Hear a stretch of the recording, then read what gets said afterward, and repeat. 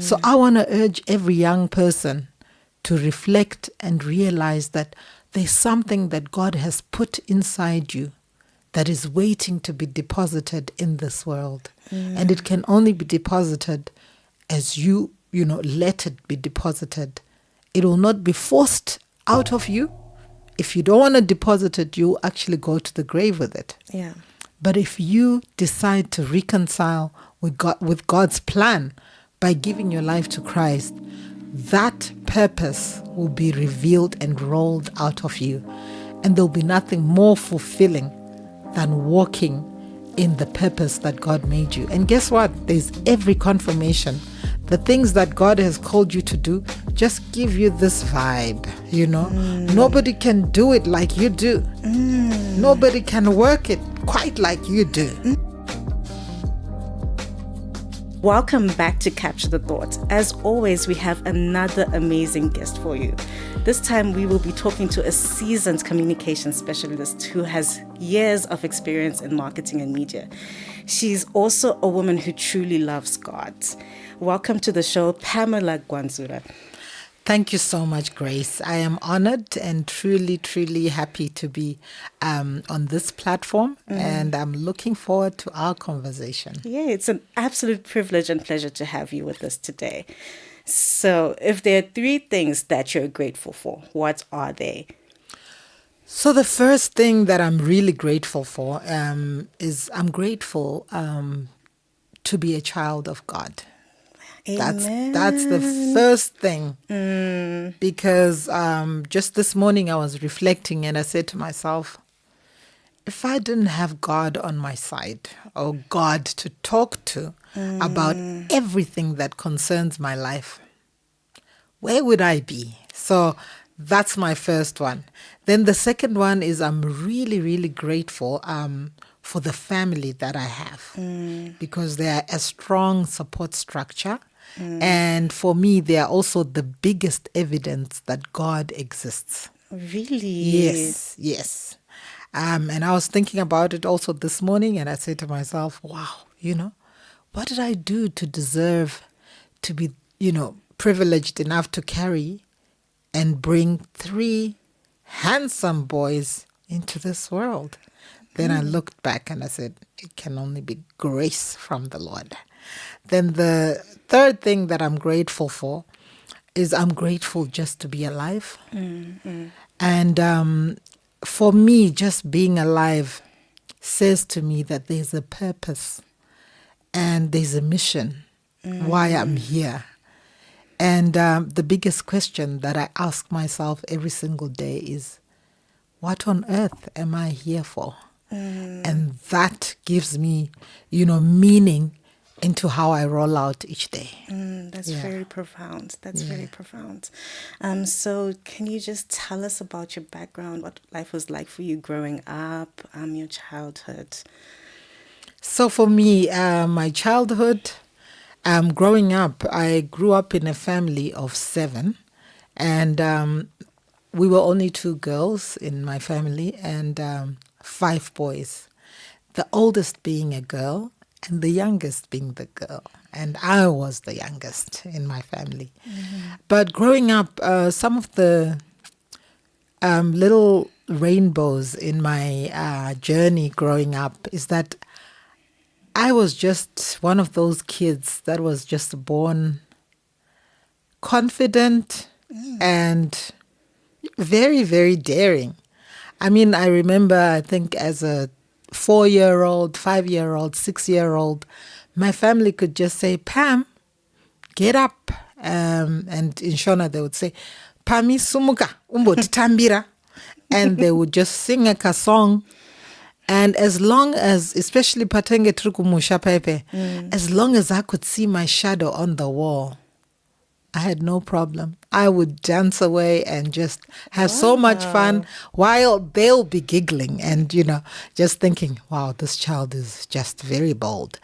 So those are some of the interesting things. And growing up, I remember even in my early junior school, the teacher would just say to the class, I want one of you to come up and tell us about your holiday. And before she even finished that sentence, I would be up there telling the whole class what we did and, without even thinking twice. So that's something that really stood out for me in my childhood. But one of the biggest things also that I want to just highlight is I had a family that was very caring. And my mom always taught us that it's important for us to be united no matter what. So she had an illustration where she would break one crystal sweet, just one, and then make the whole family pick a piece. And I've passed that idiom on to my children, that unity is important and love is important.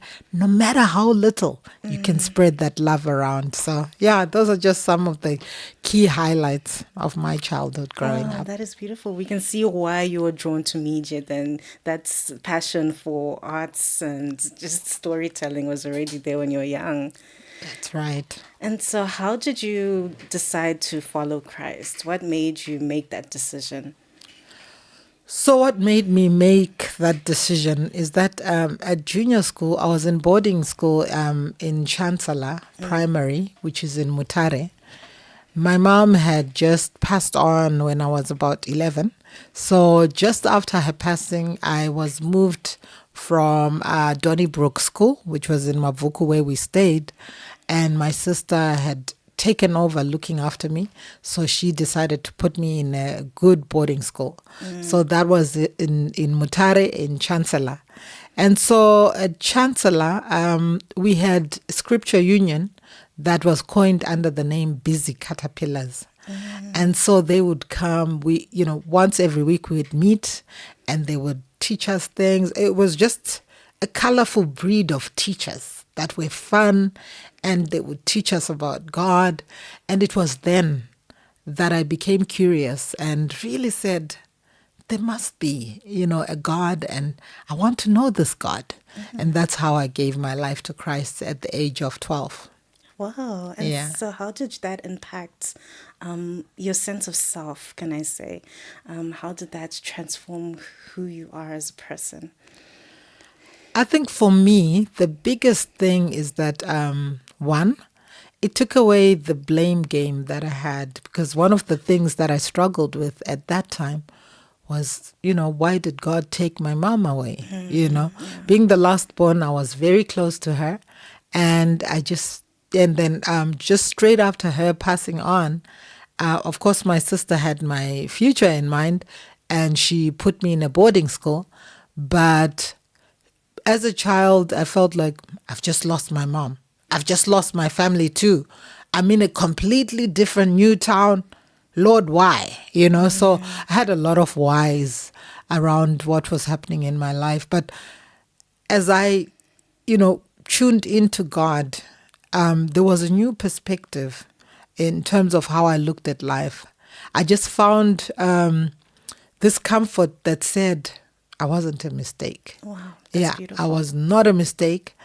And this peace inside me that said, even though my mom had died, there was something more that was inside me that was there to be offered to the world. And so just tuning into God gave me a sense of purpose and direction. And I remember that very first year in Chancellor, I went there not being a swimmer or much of a sports person because of where I was coming from. But that very year, that very term that I started there, I was able to learn how to swim so well, and then start swimming for the school. Wow. That same year, I was able to learn tennis and start playing first team for the school. Wow. I learned hockey and I started playing first team hockey for the school. And I became, one of those people who would travel with the school. That's how I got to go to towns like Chipinge, Rusape, and other towns. And so there was just a new lease on life that was unleashed in me. And I'll never forget just that transformation. It was like a new blooming that was birthed in me. Oh, Yeah. that's beautiful. It was like Yeah. hope being restored, I guess. Yes, yes, definitely. Wow. And so, more onto what you do now. How did you get your start? What made you decide you wanted to go into media? You wanted to go into marketing? How did that unfold for you? So for me, because of that background that I spoke about, where I was just very confident and not, the opposite of shy, um, it was very easy for me to see whatever I was going to do in life, I needed it to be something where there was going to be constant interaction with other people. I was also the kind of person now in high school. I would go for Christian camps like the Youth Encounter, which was an annual camp. And usually such a camp would have 700 people or 500 people. But I can tell you that each camp that I would go to, I normally would go like alone. I wouldn't even be ganging up with friends. But I would come out of that camp knowing at least 70% of the people in that, who were the campers. And key thing, that unshyness would just always creep in. So I was not the kind of person who would wait for somebody to come and introduce themselves. The nearest person to me, I'm Pam, you are? Oh, and I was just so good as well at remembering the names. So rest assured, the next day I would have literally 10 or 20 friends because I would go from this group to that group and I'm just fitting in. And yeah, so I was just that social butterfly, and I knew I needed to take a direction that had marketing in it, that had communication as the centerfold of it. Yeah. So that's how I pursued marketing as a career.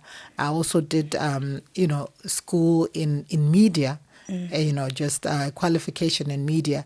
Then I also just did a general qualification, which was my executive master's in business administration, which kind of like just incorporated the whole business manifold. Yeah. Wow, Yeah. that's beautiful. Yeah. And so, how would you say you've seen God's hand through your journey in that space? Okay.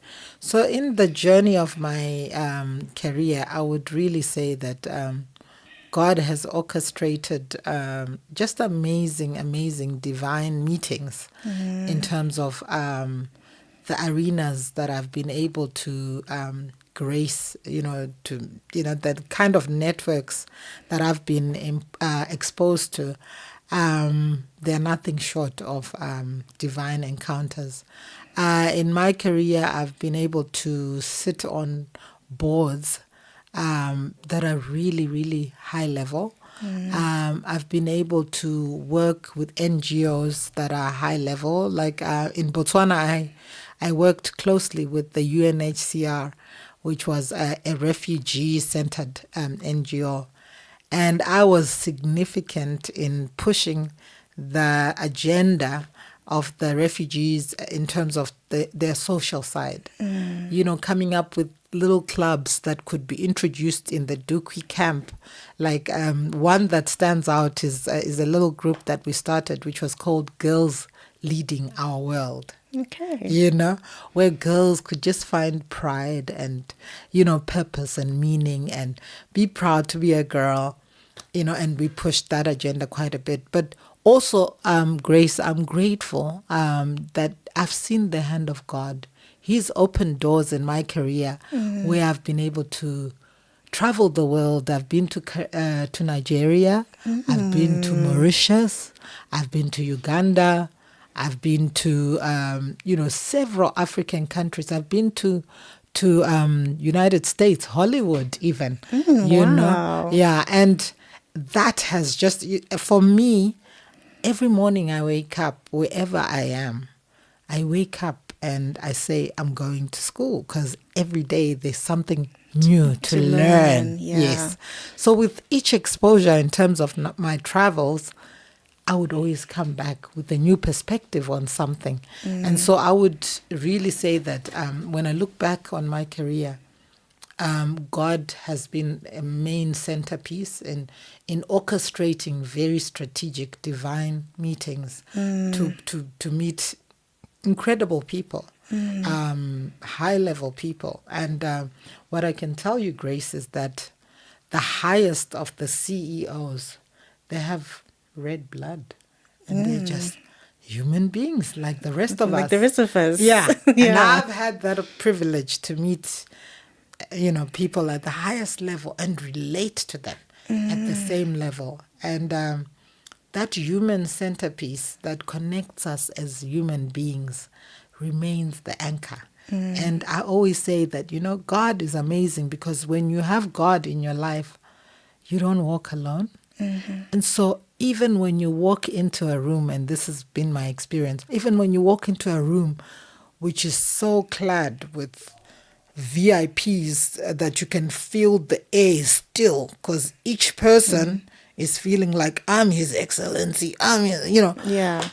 But when you walk in there and you have God around you, bang, it's like the sunshine has just walked in, and the aura in that room just changes. Oh, wow. And I've seen the most serious, tense rooms just becoming lighter and conversational, because I've gone in there just by being who I am. Yeah. Yeah, that's beautiful.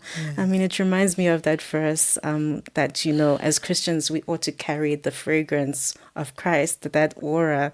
Yes. And so it's beautiful to see what happens when we actually intentionally are in relationship with them, and, we allow Him to transform us. Amen. And so, yeah, wow. That's true. And so, what challenges have you faced along the way? I mean, life is not without its challenges. Yeah. And so, what challenges have you faced, and how have you overcome them?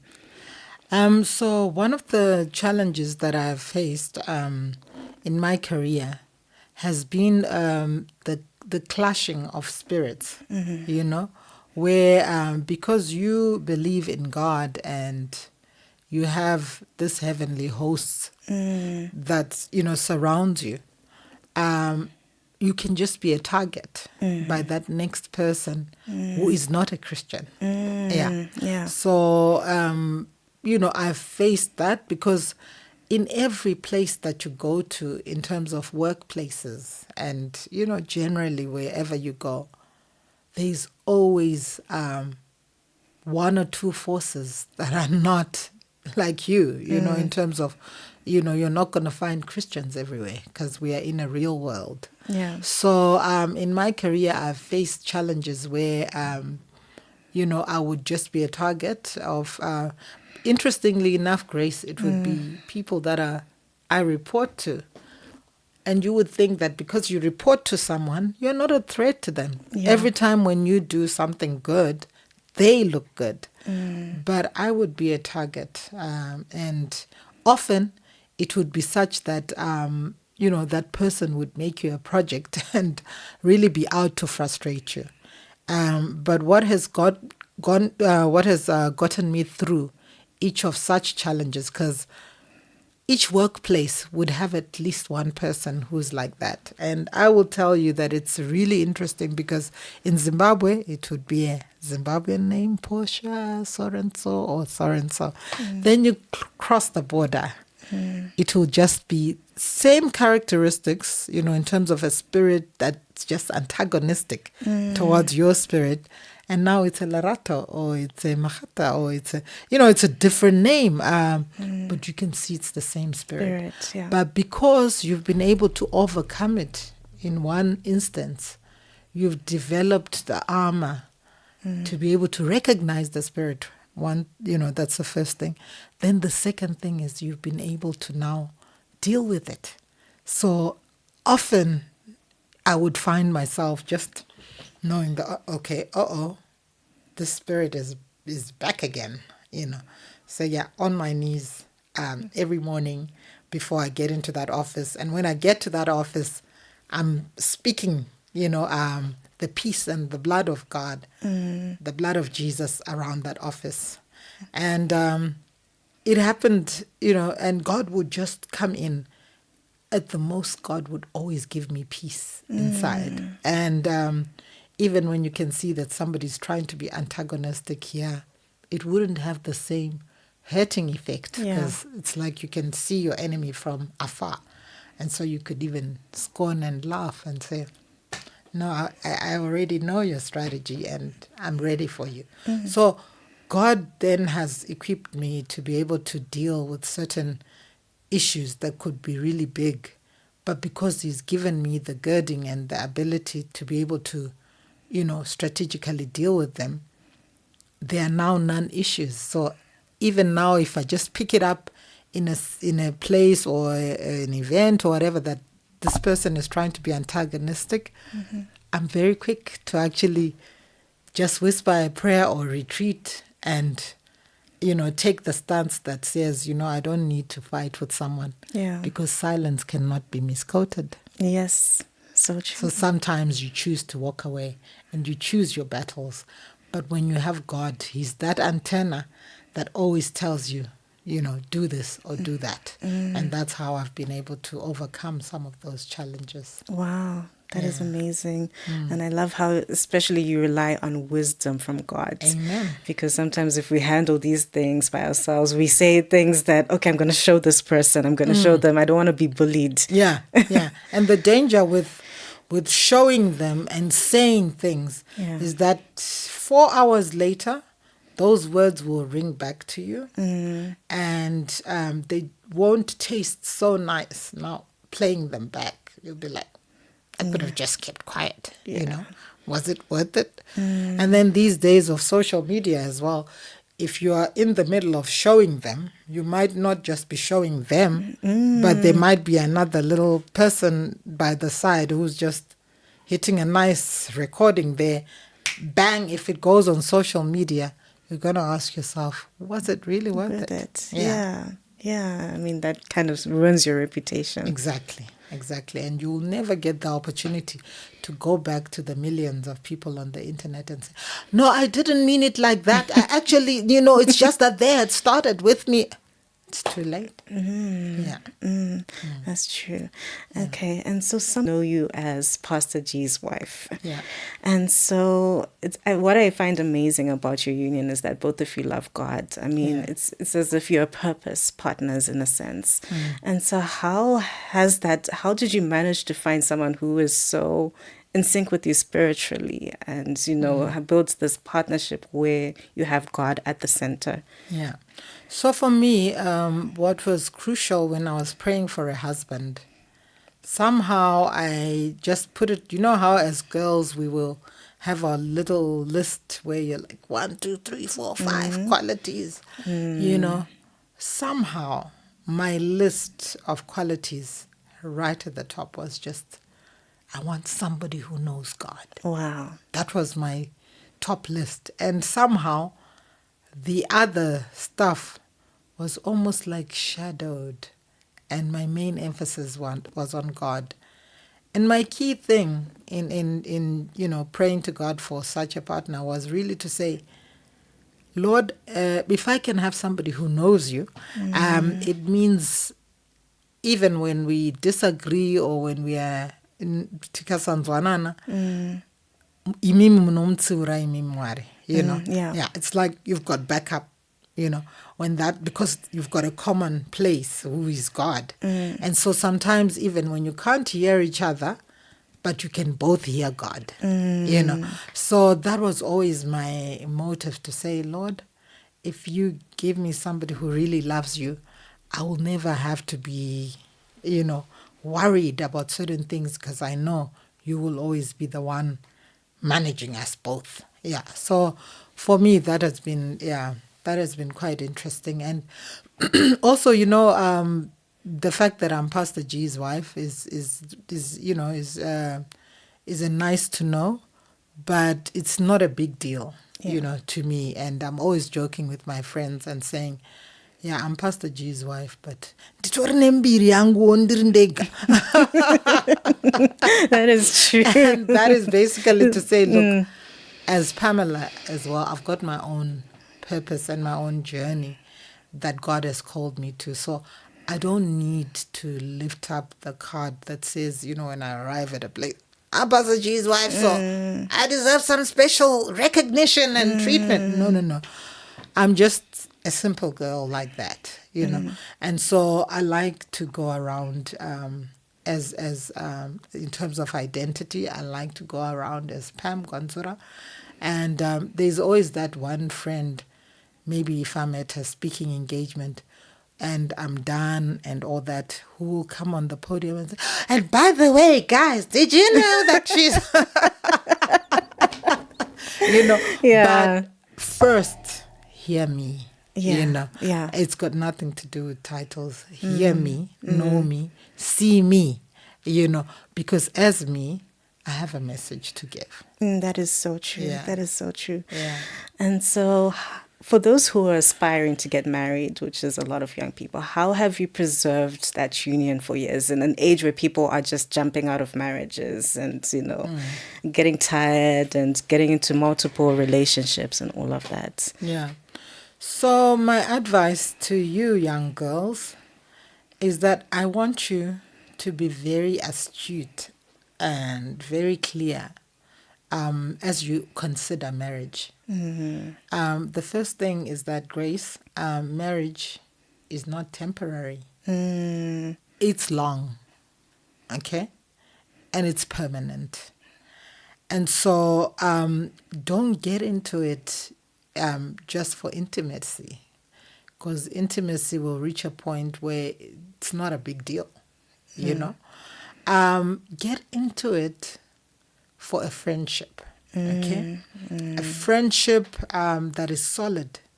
Because if you and your partner can be friends, guaranteed you're going to be meeting challenges. There's never a marriage that is like, oh, from day one, now we've been married 70 years, not a single day have we seen a problem. No, no, no. You will meet challenges.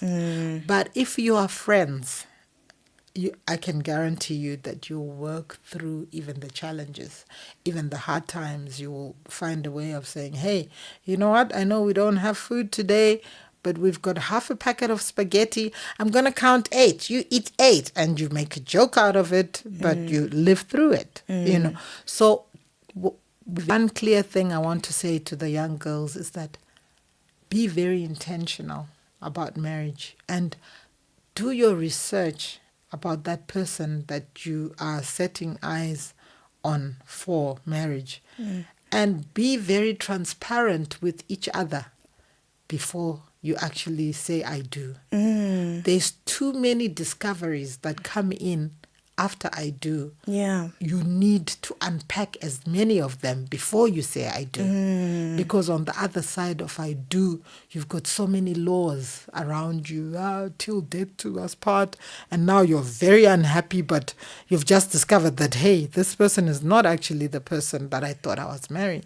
So do as much expose in terms of digging information about that person before you get married.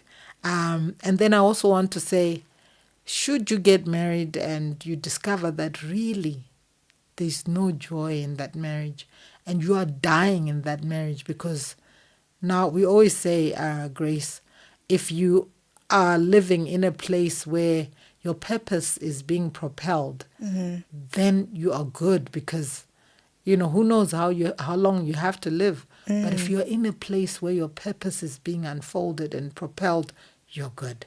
But if you are in a place or in a marriage where your purpose is being stifled, and before you know it, you actually are asking yourself, who am I? What is my name? What is my purpose? Then truly that marriage, there's a problem with it. And so for me, when I think about marriage, Grace, I'm not an advocate that says to you, just stick it out. Gomera uripo. Do you know what I mean? Yeah. If it's not working out, your purpose and who God created you to be and the contribution that He created you to make to this world is more important. Walk away.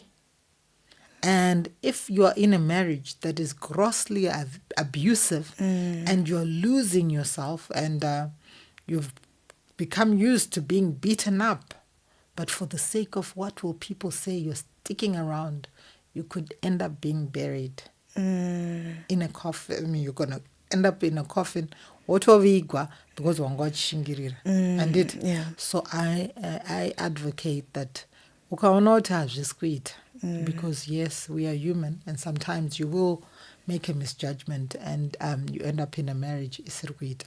You cannot just kungoshingirira. Yeah. There are certain levels where you need to walk away, and then there are certain levels where you can get counseling and be back on the same page. But the crucial thing is, it's not an institution like a prison. Yekuti shingoshingirira chete chero zvika. Somebody even said develop chiveve so that you don't feel the pain. Okay. That's unreal. Yeah. You know?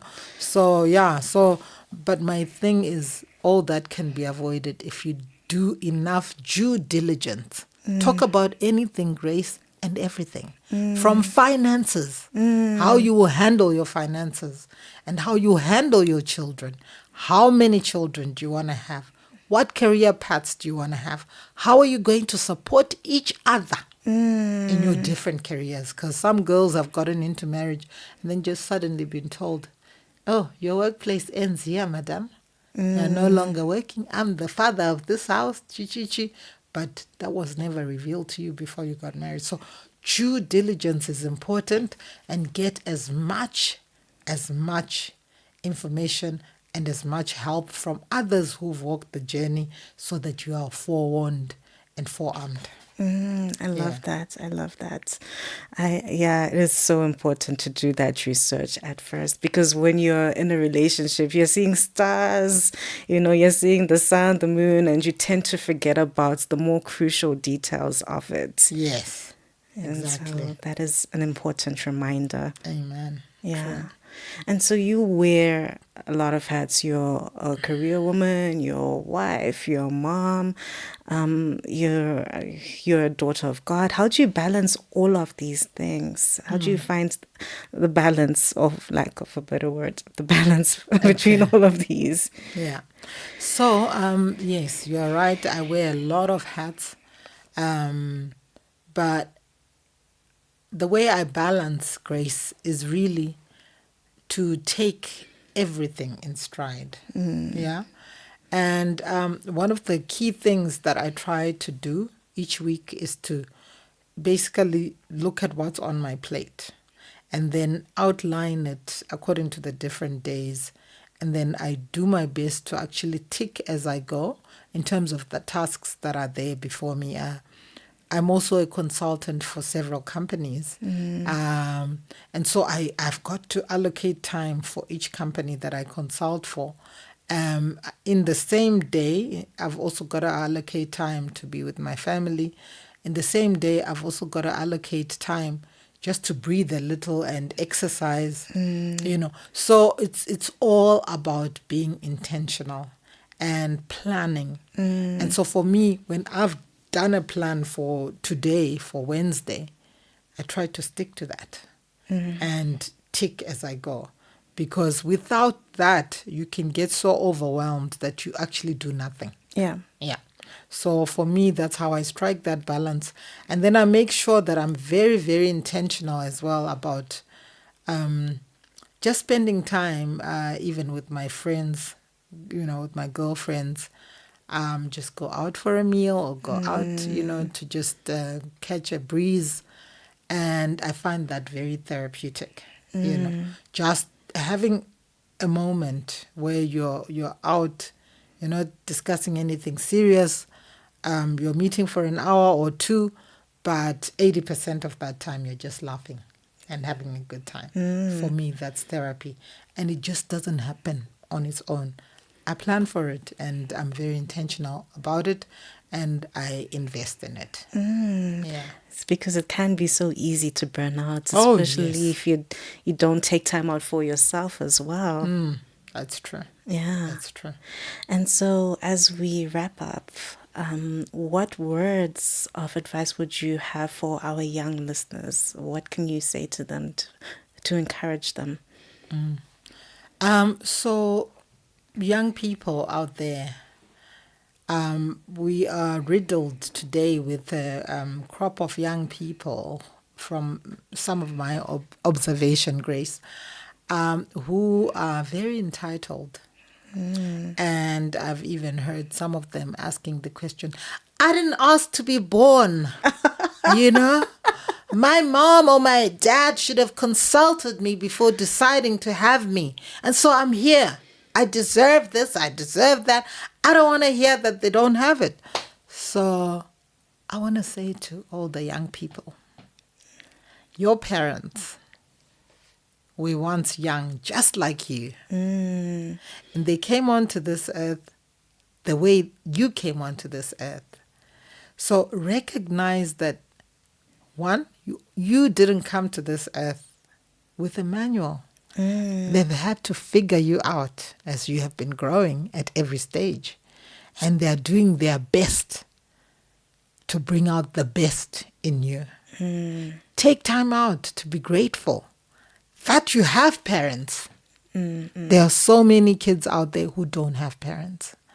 And I want to just drive the point home that none of you young people out there just landed. Or you are here by mistake. None of you. It doesn't matter if you come from a single mother or you're being raised by a single dad. It doesn't matter your circumstances.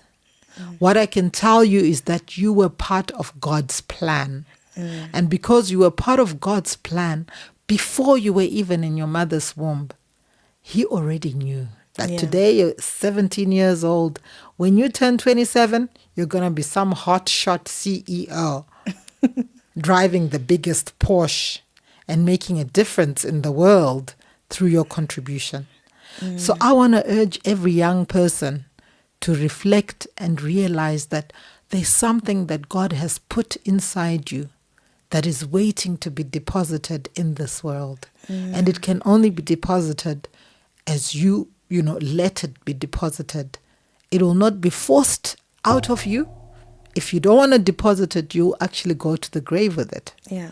But if you decide to reconcile with God's plan by giving your life to Christ, that purpose will be revealed and rolled out of you.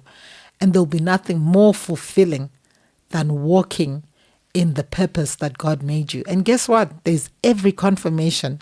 The things that God has called you to do just give you this vibe, Nobody can do it like you do. Nobody can work it quite like you do. Because it's your gift. Yeah? Yeah. So young people, I want to tell you that each of you is special to us and in the eyes of God. You have a purpose. Walk in your purpose and let God be your first port of call, because without Him, you wouldn't be here on earth. But you're here today. Make it count. Run away from all this business of drugs. If you've got company that's drawing you towards drugs, just leave them and choose those that are going to draw you towards things that build you up. And above all, just know that there's no one else with a fingerprint like yours. That's how special you are. And so don't waste yourself. Make it count. Make your life count. Yeah, those would be my words to the young people. Wow, such wise words. I hope the people who are listening are taking this to heart and actually being intentional about spreading what God has given them. I truly hope that's the case. And so thank you so much for joining us and for depositing these pearls of wisdom. It has been such a pleasure talking to you. Thank you so much, Grace. And let me also just say, it's such a joy to see you using the gifting that God has given you. Thank you. May your gifting make room for you to stand before kings. May we read about you. May we, I'm so privileged that I'm next to you. The next time I might have to go through a guard or a PA. Hopefully just not. To see you, girl. But may the Lord just open doors for you that are beyond your imagination, beyond Zimbabwe, beyond Africa, in the world, out there. May the name Grace spell light and hope. Wow, thank you so much. I'm so humbled by this blessing. It's wow, thank you. And so we have reached the end of the episode today. Stay safe, and until next time, goodbye.